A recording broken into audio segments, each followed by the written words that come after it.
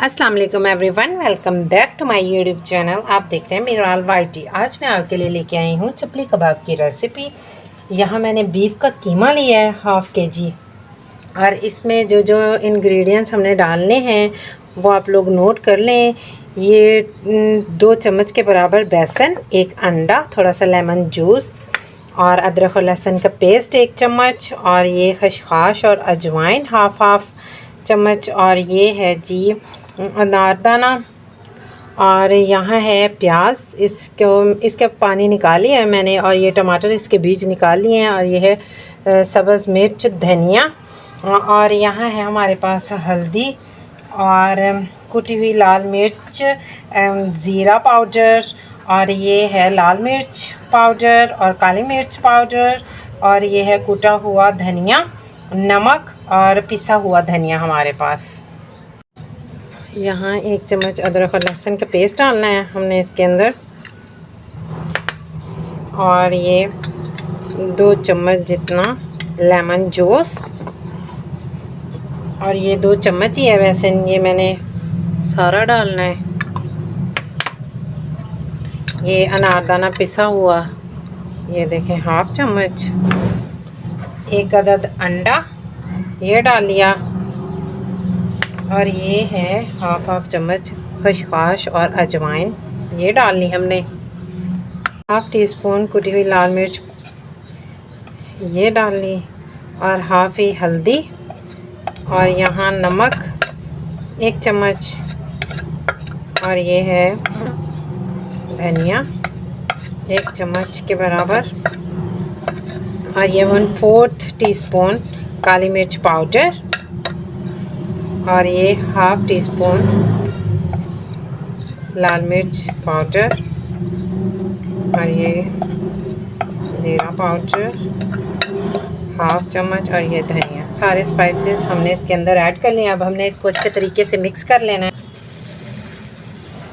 हाथों की मदद से आप लोगों ने इसे अच्छे तरीके से मिक्स कर लेना है, सारे मसाले इसके अंदर जज़ब हो जाएं।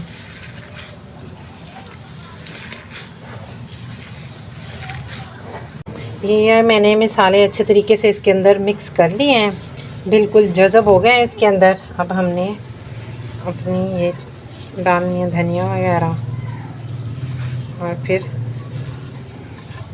इसको हमने मिक्स करना है हल्के हाथ से। प्याज में पानी बिल्कुल नहीं होना चाहिए। इसको अच्छे तरीके से हमने मिक्स कर लेना है। जब इसको आधे घंटे के लिए हमने रेस्ट दे देना है, उसके बाद हमने इनको फ्राई करना है, शैलो फ्राई। 13 मिनट्स कंप्लीट हो चुके हैं। अब हमने अपने हाथों पे लगाना है थोड़ा सा, बिल्कुल ना, और ऐसे उठा के बाउल बनाना है अच्छे तरीके से। ये देखें, फिर इसको प्रेस करना है। अगर आपको हाथों की मदद से नहीं आता तो आप प्लेट की मदद से भी कर सकते हैं इसको। ये देखें, ऐसे हमने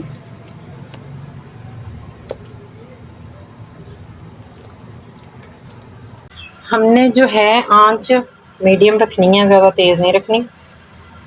अगर हमने तेज़ रखी तो ये हमारे चपली कबाब जो हैं वो जल जाएंगे और अंदर से कच्चे होंगे। मीडियम फ्लेम पे हमने इसको शैलो फ्राई करना है। 5 मिनट तक मैंने एक साइड को अच्छे तरीके से पकाया और दूसरी साइड चेंज किया फिर मैंने। और आप लोगों ने एक बात का ध्यान रखना है, जब इसको चेंज करना है आप लोगों ने तो बड़े ध्यान के साथ करना है, और इसकी आंच जो है हमने दरमियानी ही रखनी है। ये देखें, इस तरीके से उठा के ऐसे, ये देखें। बाकी के आप लोगों ने सेम इसी तरीके से बना लेने हैं। 10 से 12 मिनट तक मैंने इसे पकाया अच्छे तरीके से। ये देखें, अब हमारे ये पक चुके हैं। अब हमने इन्हें डिश आउट करना है। उम्मीद करती हूँ आज की रेसिपी आपको मेरी अच्छी लगी होगी। इसे लाइक, शेयर एंड सब्सक्राइब लाजमी कर दें। ये देखें।